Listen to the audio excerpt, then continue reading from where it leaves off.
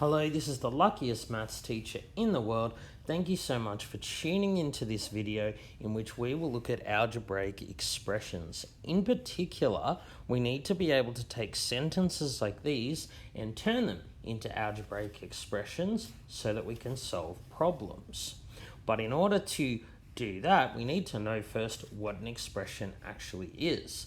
To understand an expression, we need to first know about terms. So a term is just a sequence of numbers and pronumerals, which are letters. So 3a is a term, b is a term, minus 2c is a term. Even something like 5 is a term.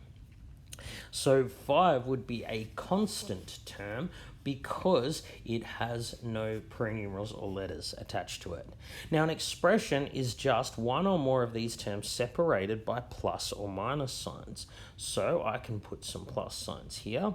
Now I have an expression that has 1, 2, 3, 4 terms. 5 is a constant term. A, B, and C are called variables.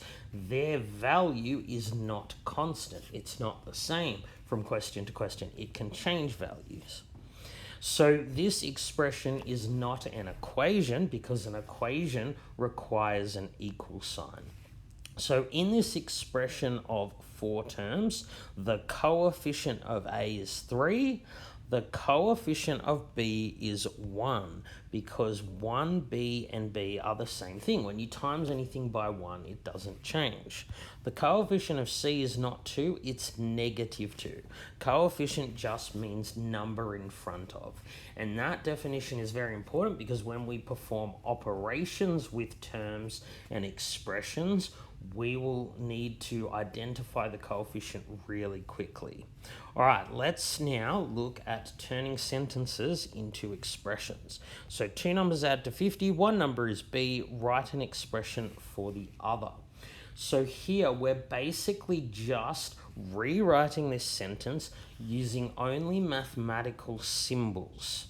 So what we want to do is basically say how we would get the answer. In this case, if we know one number, B, how would we find the other number? What would we do to B to find that other number? Well, if we have 2 numbers that add to 50, if one of them is 20, the other's just 50 minus 20, which is 30. If the first number, B, was 10, the other number would be 50 minus 10, which is 40. If the first number was 32, the second number would be 50 minus 32.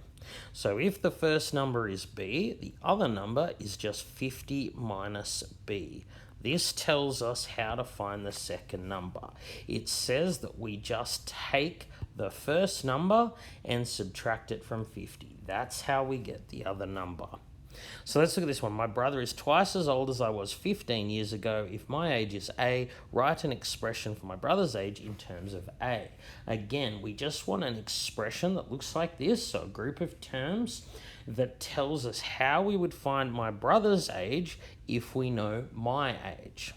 So if I'm A at the moment, I would just subtract 15 to find my age 15 years ago.